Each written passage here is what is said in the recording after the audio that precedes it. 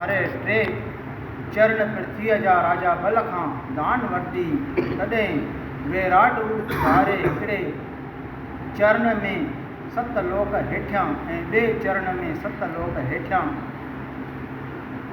मथियां आंदा, जंहिं ते ब्रह्मा सॼे चरण परमेश्वर जे पंहिंजे पूरीअ में पहुचण ई त्रिविक्रम अवतार प्रकट यानी यकदम उथी खड़ो थियो ऐं पंहिंजे करमंडल मां विरजा नदीअ जो पाणी जा ब्रह्म स्वरूप परमेश्वर जे लुड़कनि किरण सां वैकुंठ में प्रगट थी आहे।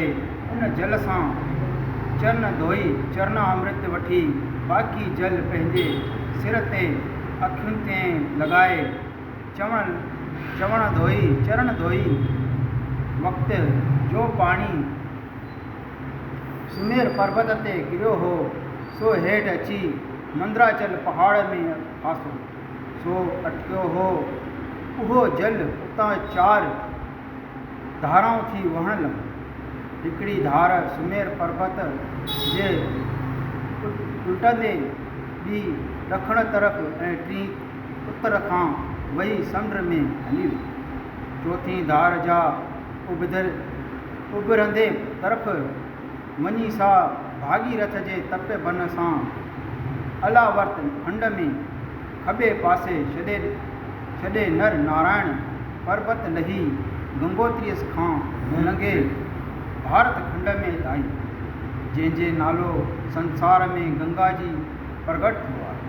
वो श्री गंगा माता की जय।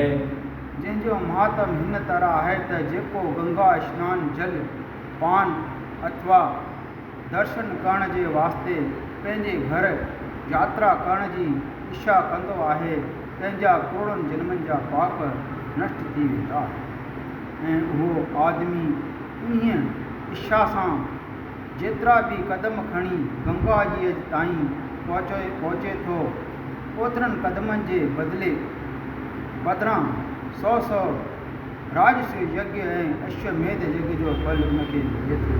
हिकिड़ी कथा ॿुधी राजा परिषद श्री सुखदेव खां पुछियो त हे महाराज, जॾहिं मनुष्यनि खे फ़क़ति गंगा स्नान करण करे एतिरो यज्ञनि जो फल मिले थो, तॾहिं युधिष्ठिर मुंहिंजे ॾाॾे एतिरा रुपया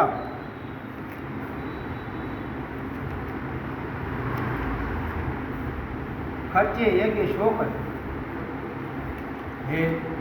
कयो हो? ॿिया राजा यज्ञ छो नथा कनि? एतिरो ॿुधी श्री सुखदेव चयो त हे राजा, उन बाबति मां तोखे हिकिड़ो इतिहास ॿुधायां थो, सो कन लाइ ॿुध।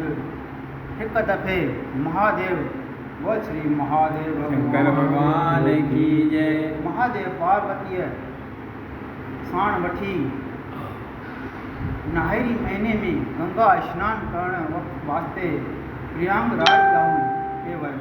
तॾहिं पार्वतीअ घणनि माण्हुनि खे होॾां वेंदे ॾिसी महादेव खां गंगा स्नान जो महात्म पुछियो।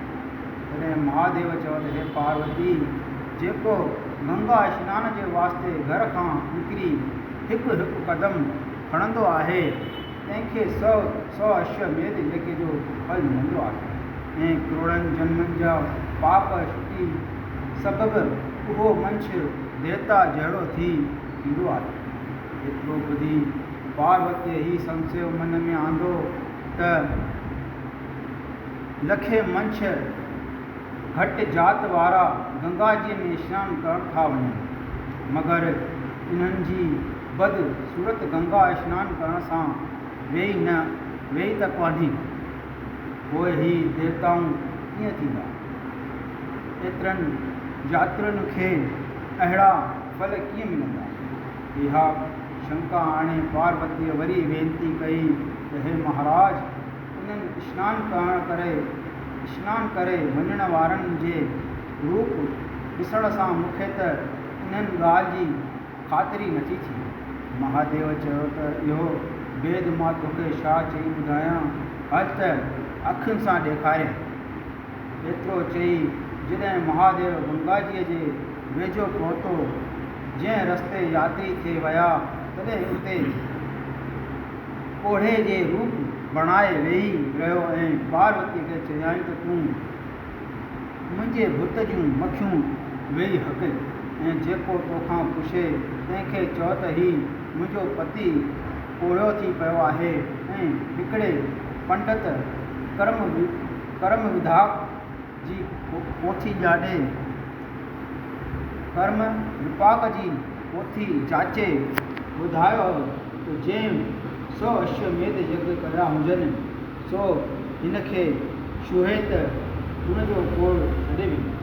पार्वतीअ इहो ई कयो, जंहिं ते घणेई यात्री हुनजे सुंदर रूप ॾिसी मोहित थी संदसि चौधारी अची बीठा। उन्हनि मां को पार्वतीअ खे पाण सां हलण लाइ चवणु लॻो, को माण्हू खिली चर्चो करणु लॻो, को ललचाए लॻो ऐं